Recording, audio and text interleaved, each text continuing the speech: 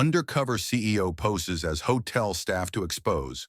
Shady Receptionist, the grand chandelier above the lobby of the Astoria.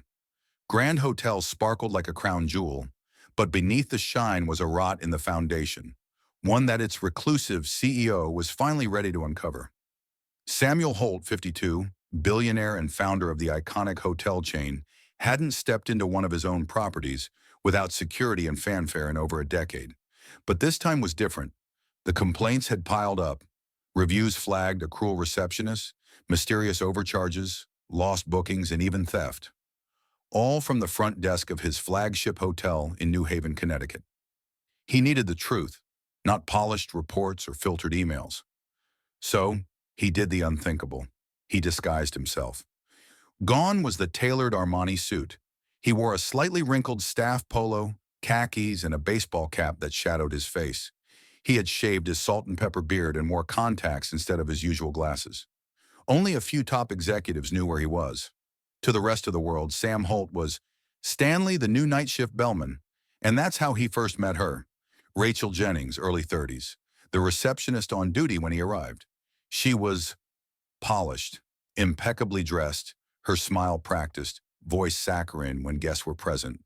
But the moment they turned away, her face hardened. Her voice turned sharp, impatient.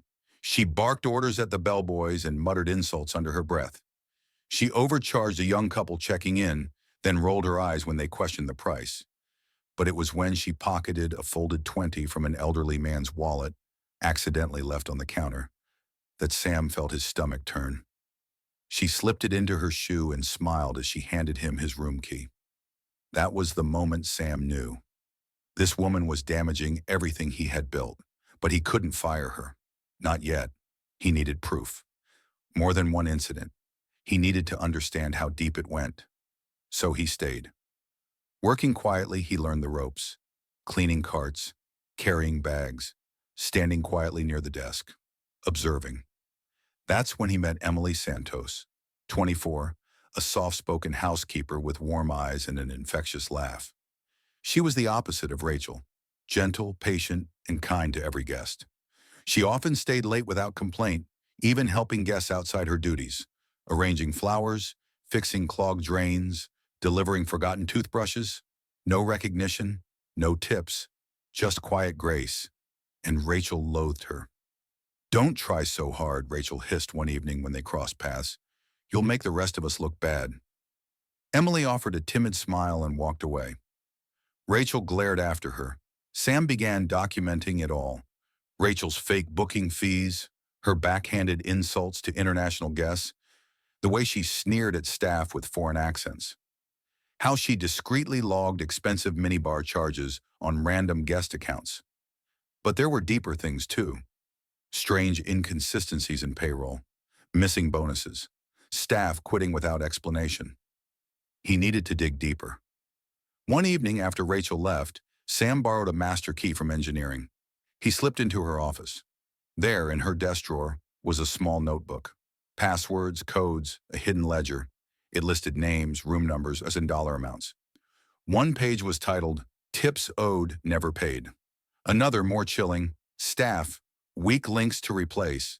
And beneath it all, his own name. Sam Holt. "Doesn't scare me." He swallowed hard. The next day, he watched her dismiss a woman in tears. Helen, a front desk trainee, had dared question why a refund wasn't issued to a military couple, double charged for a suite. Rachel had snapped in front of guests. "You don't get paid to think.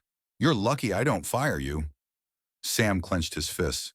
But then, a twist he never expected. That night, Emily approached him quietly. "Stanley, I don't mean to pry, but you're not like the others. You listen. You care. Are you here for something else?" He froze. "I've seen how you watch.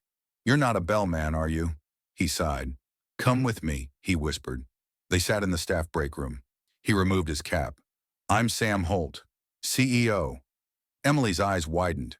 She didn't speak for a long moment. "I knew something was off, but wow, what do we do?" He smiled. "We expose the truth, but I'll need your help." What followed was a careful plan. Hidden cameras collected testimonies from staff who had suffered in silence. Emily became the quiet leader among them. Housekeepers, valets, even kitchen staff. Slowly, people came forward. They spoke of withheld tips, manipulated schedules, mysteriously deleted complaints, and threats from Rachel when they tried to speak up. One staffer, Jared, a young bellboy, had once reported her. The next week, he was fired for misconduct based on a fabricated guest complaint. It was time. Sam called in his most trusted executives and legal team. He asked them to review everything. Evidence, videos, records. Rachel, of course, had no idea until the final day. A hotel-wide meeting was announced for mandatory staff updates. Sam stepped onto the staff lounge stage. Still in his bellman polo, he removed his cap. The room gasped. Rachel paled. "Good morning," he began calmly. "My name is Sam Holt. Some of you may know me. Others may not. But I've had the honor of working alongside you these past few weeks, under a different name." He paused. "I came here because I received complaints, not from management, but from guests, from reviews, from letters that got lost in the shuffle." He turned toward Rachel, who stood frozen near the coffee table. "And I found the source." He played footage on a screen, her voice calling an immigrant staff member slow, her pocketing guest money, her ledger. The room was silent. Rachel shouted, "Well, you have no right. That was private property. I was under pressure. You think you know what it's like down here?" Sam replied gently but firmly, "I do now. And no one should be treated the way you treated them. You will be escorted out today, and your actions will be reviewed by legal."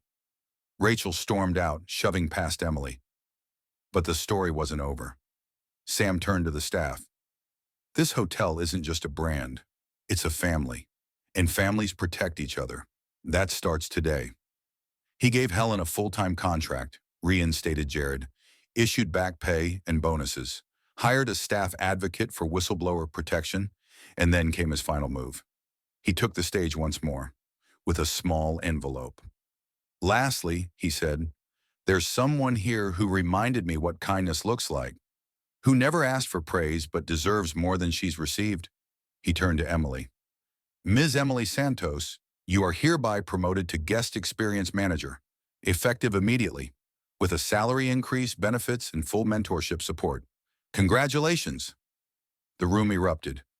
Tears welled in Emily's eyes. I, I don't know what to say." "Say you'll stay," Sam smiled. She nodded, overwhelmed. Weeks later, the Astoria Grand's reputation began to rebuild. The reviews returned to 5 stars. Staff walked taller. Guests noticed the change.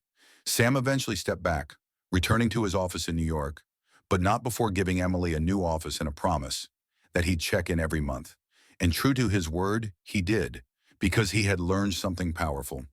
Sometimes the rot hides behind a smile, and sometimes heroes wear aprons and carry vacuum carts, and sometimes CEOs wear baseball caps.